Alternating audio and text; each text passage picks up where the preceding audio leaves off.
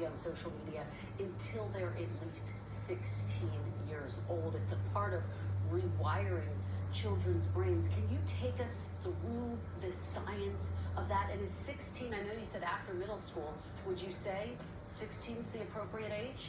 I think 16 is a very reasonable age for parents to consider as a threshold. And look, some kids who might be very mature, perhaps some of them may be ready a bit earlier. Some kids actually may need more time past 16.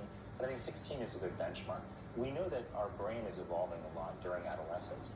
And what we've also seen in studies is that kids who are using social media a lot with problematic social media use, we do see changes both in the structure and the function of the brain. So the bottom line is these devices, these platforms in particular, social media platforms, are having an effect on our children. And it's why what I have called on Congress to do is not only put warning labels on social media platforms so that parents and kids are aware of the risks that we see, but I've also called on Congress, even more importantly, to establish safety standards for social media platforms so that, number one, data transparency is required. Researchers routinely say they can't get the full data about the impact of these platforms on our kids' health from the companies.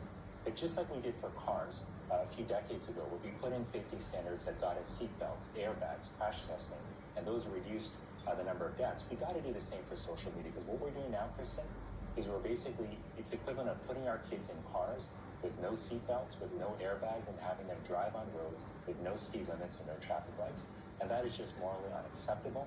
I think Congress has so far failed in its responsibility to protect our kids, but it's not too late. They need to step up and act now.